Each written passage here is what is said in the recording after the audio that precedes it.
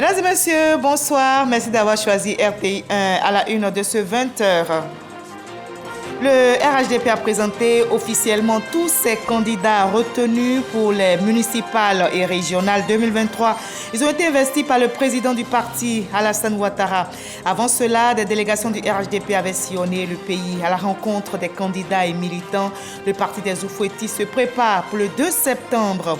La 9e session du Conseil national de lutte contre le sida a été présidée ce vendredi par le vice-président Tiemoko Meliette Kone, invité spécial la première dame Dominique Ouattara. Il ressort du bilan une baisse de 66% du nombre de nouvelles infections et 70% pour le nombre de décès. D'autres défis restent à relever. La deuxième réunion de coordination d'assistance aux réfugiés vient aussi de se tenir au nord du pays. Elle a été présidée par Fidel Sarasoro, secrétaire exécutif du Conseil national de sécurité. À l'ordre du jour, la situation des flux des réfugiés au nord, les conditions d'accueil et les travaux des sites de transit. La Marseillaise a de nouveau retenti ce vendredi 14 juillet sur la célèbre avenue des Champs-Élysées à Paris. C'est la fête nationale française. Le traditionnel défilé militaire s'est déroulé en présence du président Emmanuel Macron et du premier ministre indien, invité d'honneur cette année.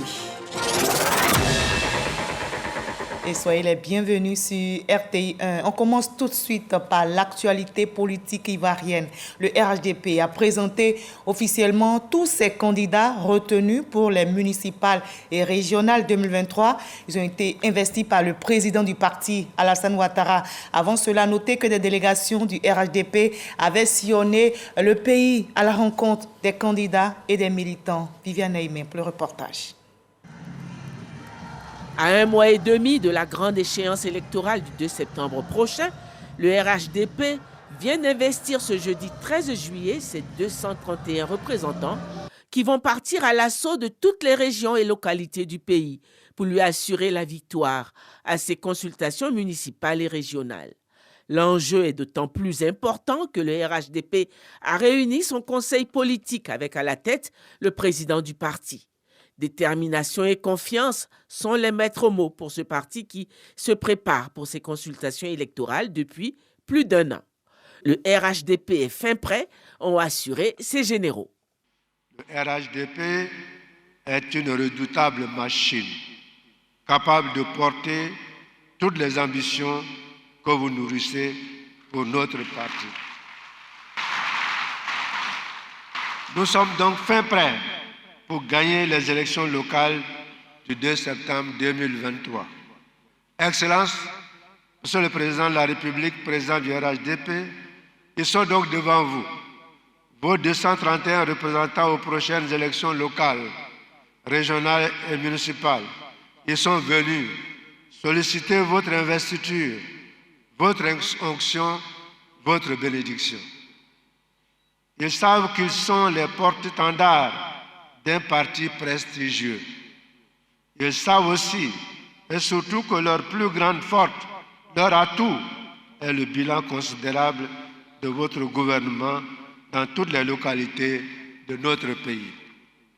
Monsieur le Président, sur vos instructions, la sélection de nos candidats a été effectuée suivant les critères de militantisme avéré, de légitimité politique, de proximité et de solidarité avec les militants et l'ensemble des populations. Les décisions qui ont sanctionné cette procédure de sélection ont été prises après de longs mois d'échanges et environ 5 réunions du Présidium que vous-même, Excellence, Monsieur le Président, vous présidez. Les candidats que vous allez investir ce jour pour défendre les couleurs de notre parti dans l'ensemble des circonscriptions électorales du pays sont nos meilleurs étalons. Pour leur investiture, chacun des 231 candidats tête de liste a reçu un parchemin portant l'onction du président du parti, consistant en une adresse particulière à chacun, ainsi que les instructions de la haute hiérarchie du parti. Ils sont envoyés en mission pour compétir, mais surtout conquérir la victoire. Monsieur le Président de la République, au nom de tous les candidats, nous vous disons grand merci pour cette onction que nous recevons de vous ce jour. Et vous promettons une victoire écrasante et éclatante. Merci, Monsieur le Président de la République. Commandant en chef du RHDP, le président Alassane Ouattara a validé le travail abattu par ses généraux, ainsi que les choix opérés. Il a appelé les militants à la discipline au sein du parti. Je voudrais donc dire toute ma satisfaction de constater qu'en 17 mois, un travail important a été accompli par le directoire du parti et le secrétariat exécutif. Ce travail a permis de réorganiser le RHDP, de consolider nos acquis et bien sûr de montrer que le RHDP est le premier parti de Côte d'Ivoire. Le RHDP est le plus grand parti de Côte d'Ivoire. Nous avons la majorité à l'Assemblée nationale, nous avons la majorité au Sénat, nous avons la majorité dans les régions, nous avons la majorité également dans les mairies. Donc bravo, bravo à chacune et à chacun d'entre vous. C'est dire que la restructuration du parti est en marche. Des chantiers importants sont maintenant opérationnels et d'autres ont connu leur aboutissement.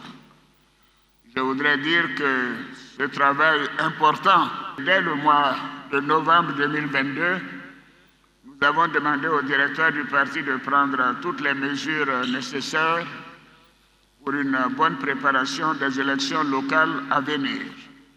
Les élections locales qui sont maintenant fixées au samedi 2 septembre de cette année.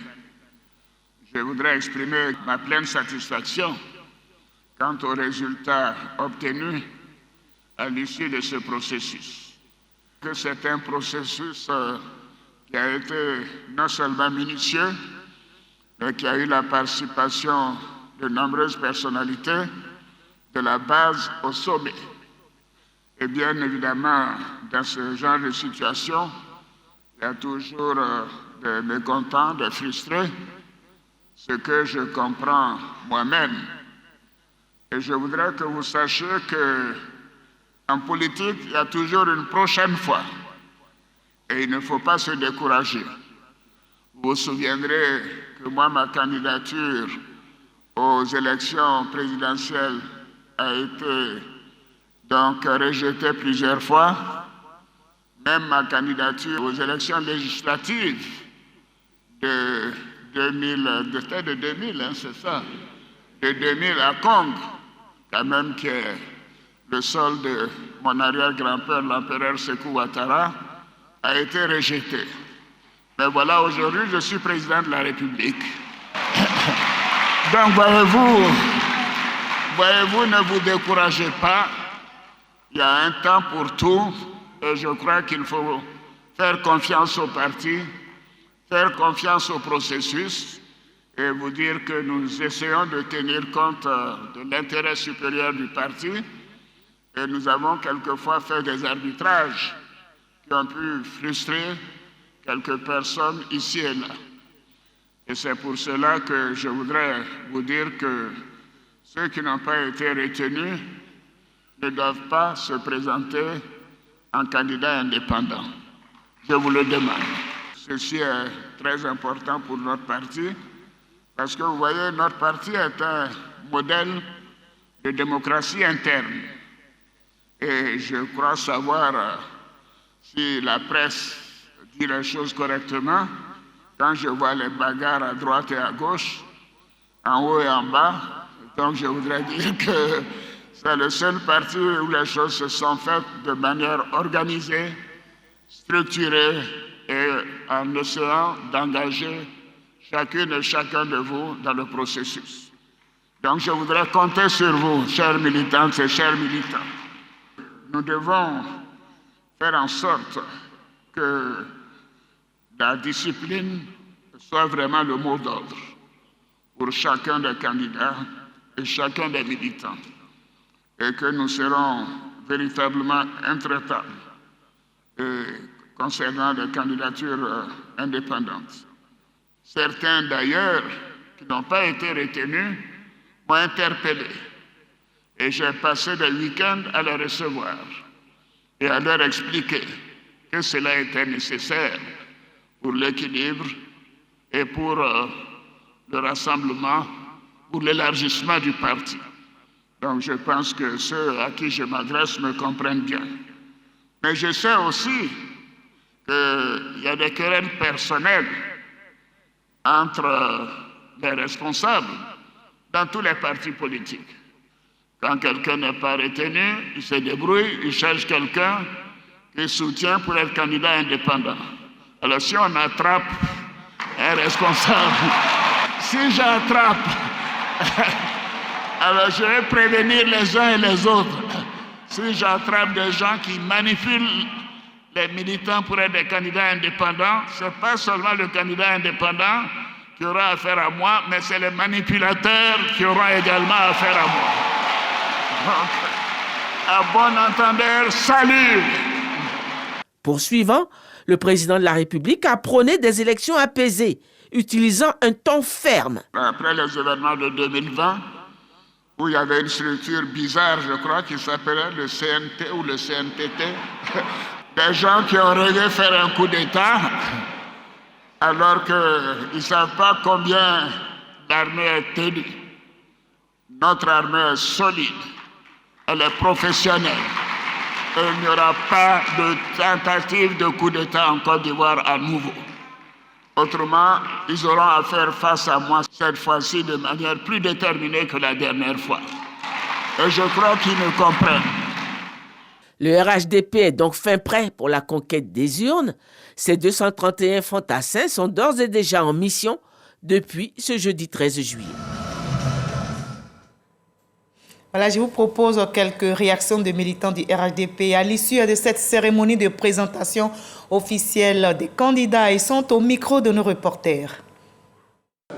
Nous pensons sincèrement que le RHDP appréhende ces élections avec suffisamment d'armes et suffisamment de résultats qui aujourd'hui rencontrent l'assentiment des populations, ce qui nous permet au RHDP d'aller à ces élections avec suffisamment d'assurance. Et nous le disons parce que véritablement, le produit que nous vendons aujourd'hui, le produit Alassane Ouattara, avec ses actions et ses visions qui sont aujourd'hui prouvées sur l'étendue du territoire national, qui donnent aujourd'hui une autre image positive à la Côte d'Ivoire, font que les Ivoiriens et les Ivoiriennes, dans leur diversité, vont accueillir nos candidats et ils vont leur permettre de poursuivre ce grand travail qui est donc entrepris par le président Alassane Ouattara pour le bonheur de la Côte d'Ivoire. Bonois n'est plus un terrain difficile pour le RHDP parce que depuis plus d'un an, nous avons investi le terrain et nos parents ont commencé à comprendre que les actes de développement que pose le président, son Excellence Alassane Ouattara, partout en Côte d'Ivoire, parlent en sa faveur.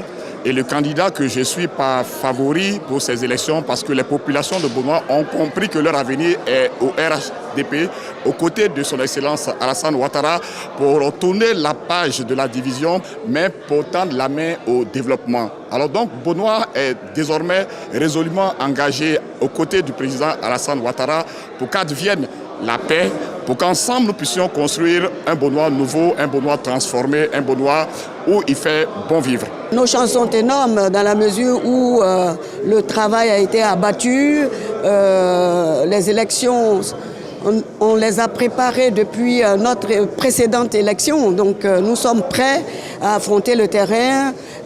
Les projets de développement ont été déployés sur le terrain, des écoles, les centres de santé, tous les villages de la commune de Logoualé électrifiés. Le président de la République vient de valider encore des financements pour la construction de 7 châteaux d'eau dans la commune de Logoualé et la mairie va en construire également 7.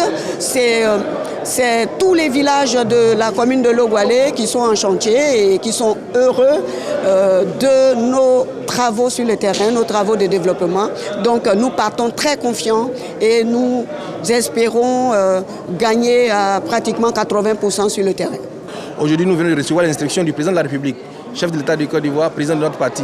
Nous sortons de cette cérémonie très galvanisée et prêts pour relever les défis à venir afin qu'au soir du 2 septembre, nous puissions gagner ces élections. Je viens d'être investi par le président du parti, le président Alassane Ouattara. Nous sommes très heureux. Nous allons aller vers la population pour convaincre cette belle population de Sanguiné qui travaille avec moi depuis 5 ans. Et je pense que nous allons mieux faire. Et nous sommes mis aujourd'hui en route par le président de la République pour aller parler de développement, la cohésion sociale et de la paix. La santé domine aussi l'actualité en Côte d'Ivoire. La 9e session du Conseil national de lutte contre le sida vient de se tenir. La rencontre présidée par le vice-président Tiemoko Méliette Koné avait pour invité spécial la première dame Dominique Ouattara. On retient du bilan dressé une baisse de 66% du nombre de nouvelles infections et 70% pour le nombre de décès en 2022. Mais de nombreux défis restent à relever, comme nous le rapporte Mama Traoré. Le Conseil national de lutte contre le sida reprend ses sessions après 3 années de suspension pour raison de crise sanitaire. Cette 9e du genre est présidée par le vice-président de la République, représentant le président de la République Alassane Ouattara, également président du Conseil national de lutte contre le sida. La première dame Dominique Ouattara en est l'invitée spéciale, elle qui, pour l'occasion, se voit distinguée commandeur dans l'ordre de la santé publique, en plus d'un trophée qu'elle reçoit de la part des organisations de la société civile pour ses actions menées en qualité d'ambassadeur spécial de l'ONU-SIDA pour la prévention de la transmission mère-enfant du VIH et pour la promotion du traitement pédiatrique. Tradition oblige, chaque session du Conseil national de lutte contre le sida est le lieu de dresser le bilan, notamment celui du plan stratégique engagé par l'État de Côte d'Ivoire sur la période 2021-2025. À la fin de décembre 2022, 292 663 personnes vivant avec le VIH-Sida, dont 9 296 enfants âgés de moins de 15 ans ont bénéficié de traitements antirétroviraux. Nos indicateurs des 3x95 sont respectivement de 80%, connaissance du statut VIH, 90% de personnes mises sous traitement antirétroviral et 87% qui ont vu leur charge virale supprimée. Le taux de transmission mère-enfant du VIH-Sida est de 5,46%. L'analyse des tendances et la dynamique de l'épidémie montrent une baisse de 66% des nouvelles infections et une baisse de 70% du nombre de décès liés au VIH-Sida.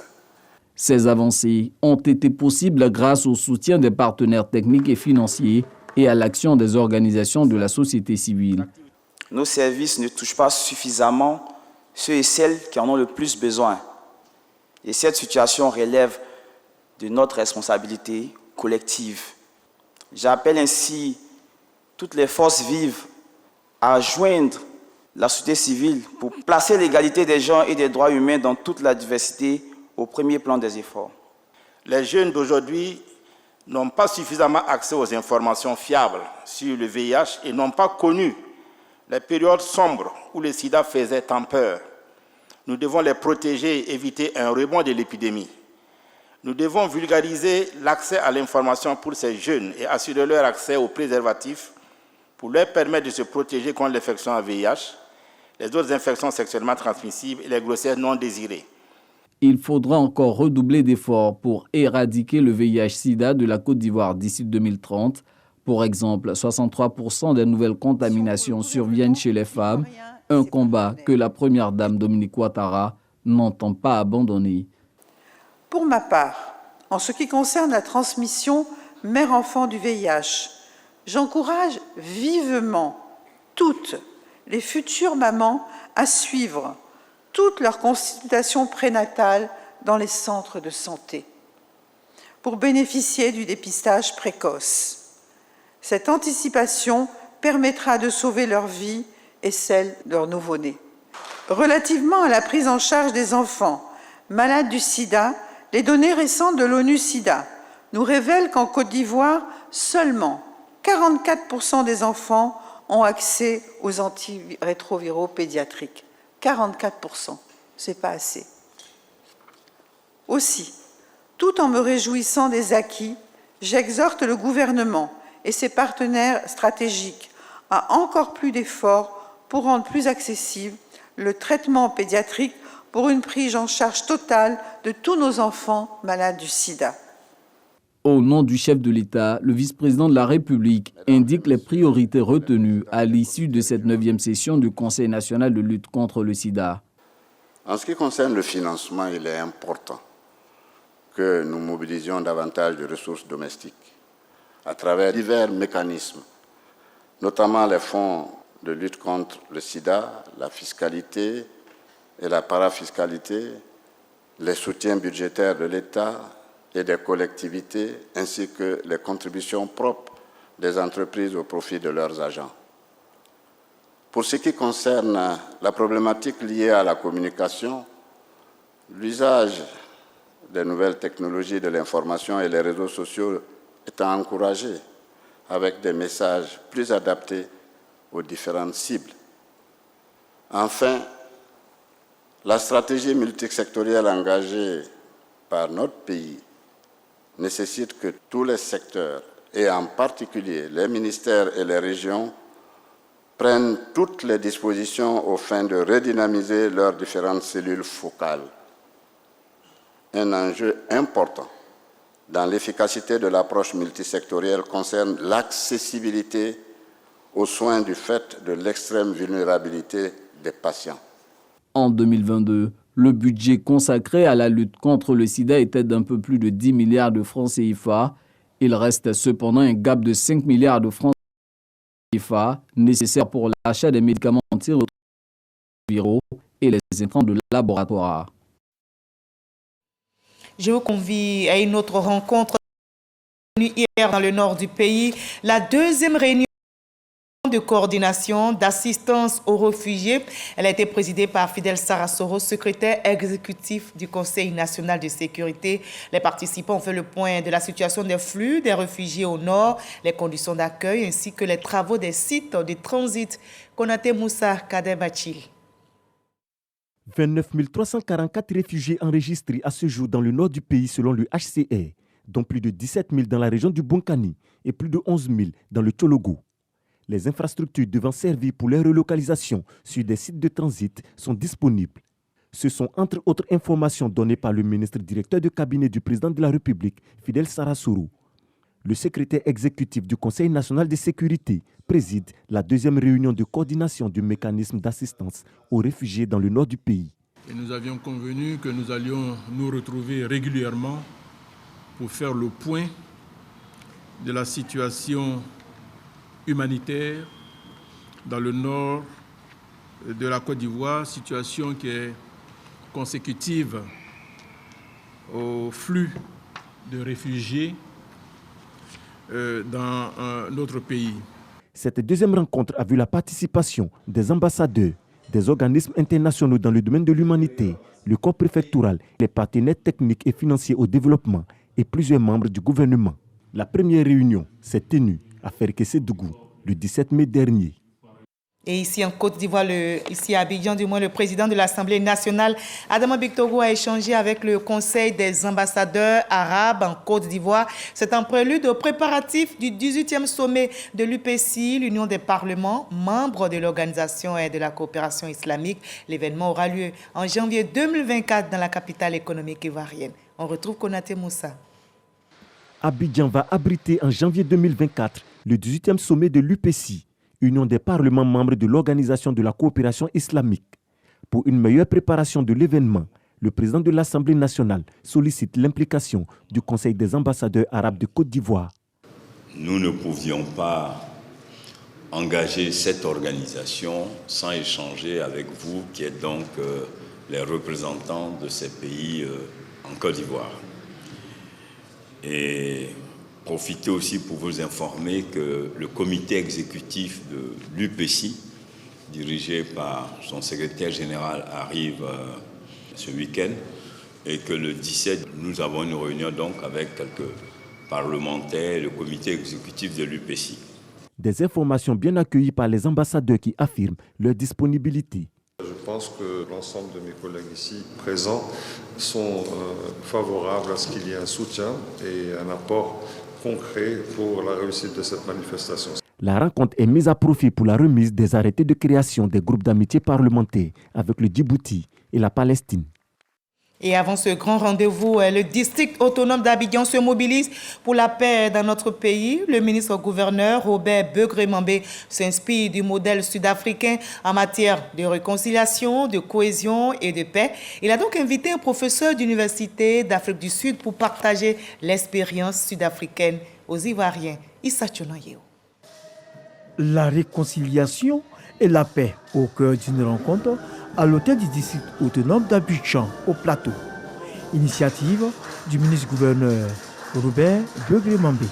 Jeunes, associations des peuples Achan et Aké, têtes couronnées, guides religieux et hommes politiques ont partagé leur expérience en matière de réconciliation, de cohésion et de paix avec le Sud-Africain Satasivan Cooper. À travers la commission Vérité et Réconciliation, pilotée par l'archevêque Feu Desmond Tutu, j'ai beaucoup pardonné. J'ai pardonné aux personnes qui m'ont fait du mal. Le pardon vient du cœur. Il faut l'accepter et désamorcer son cœur. Le peuple africain doit véritablement s'accepter, se pardonner. Je serai prêt à vous aider à aller à la réconciliation. Le ministre-gouverneur a mis en exergue cet instant pour rendre hommage à l'homme de paix sud-africain. La réconciliation dans une communauté, c'est une opération d'alchimie interne et d'alchimie communautaire. La réconciliation formalise le social. C'est pourquoi nous sommes heureux de la présence du professeur Satasivan Cooper, qui, au-delà de la théorie sociale, a pratiqué en mettant en œuvre ce qui fonde la beauté de la réconciliation. Il l'a pratiqué. D'ailleurs, son cursus académique le prédisposait à trouver les meilleures articulations. Pour le ministre Kwadwo Bertin, la réconciliation est le moteur d'une vie sociale. C'est une erreur de penser qu'aller à la réconciliation, c'est rechercher coûte que coûte son intérêt à soi. Une réconciliation qui nous profite à nous, non. C'est la réconciliation qui profite à tout le monde en même temps, c'est-à-dire au pays. Et nous sommes engagés dans ce processus. Satasivan Cooper a été honoré au cours de cette cérémonie. Il a été fait chef traditionnel. Et la question dans ce 20h concerne les normes environnementales. Ces normes sont-elles respectées dans les cimenteries dans notre pays? Le ministre de l'Environnement et du Développement durable, Jean-Luc Assis, veut se faire une idée nette. Il a donc entamé une visite de terrain dans les 3 cimenteries installées dans la zone portuaire Trècheville. Grâce Kando. Les particules de poussière émanant des cimenteries et entités chargées de la distribution des matières premières aux opérateurs font l'objet de plaintes récurrentes. Le Centre ivoirien anti-pollution a auparavant rencontré les représentants de ces structures en vue de trouver des solutions durables. Lorsqu'une usine vient s'installer, il fait une étude d'impact environnemental et social assortie d'un plan de gestion environnementale. Lorsque l'usine est installée, nous on prend le relais, le SIAPOL, pour lui donner un arrêté d'autorisation d'exploiter. Et dans cet arrêté, il y a les prescriptions techniques que nous exigeons. Pour mieux apprécier la situation et le niveau d'exécution des recommandations, le ministre de l'Environnement et du Développement durable effectue une visite de terrain dans ces différentes entreprises concernées. Les différentes actions qui ont été menées, l'amélioration de la filtration des différents équipements, l'acquisition d'équipements de dernière génération pour le déchargement des navires de clinker à destination des cimenteries, l'amélioration de tous les équipements de brossage, arrosage, nettoyage des quais pour éviter les poussières de soulèvement. Dès l'installation, 15% de l'investissement avait été dédié à la protection de l'environnement. Nous avons un système moderne équipé de manches à filtre et des bandes transporteuses tous couvertes avec un système de broyage tout couvert. Au ministre Jean-Luc Assis de livrer les attentes du gouvernement en matière de normes environnementales. Nous avons constaté qu'il y a beaucoup d'investissements qui ont été faits pour respecter les normes environnementales. Nous sommes satisfaits donc, de cette visite. On a noté également que le déplacement des camions cause aussi des nuisances environnementales. Les voies sont totalement dégradées. Nous allons donc exiger qu'il y ait des investissements complémentaires dans toutes ces cimenteries qui permettent donc d'atténuer donc la pollution et améliorer donc le cadre de vie des populations riveraines. Des initiatives que le ministre Jean-Luc Assy compte poursuivre à travers la sensibilisation. Nous allons nous atteler à faire respecter de façon scrupuleuse tout ce qui est contenu dans les prescriptions environnementales dans le cadre donc de la gestion véritable des effets néfastes de la pollution sur l'environnement. La visite du ministre de l'Environnement et du Développement durable s'inscrit dans le cadre de la mise en œuvre du nouveau Code de l'environnement qui verra le jour dans les prochains mois.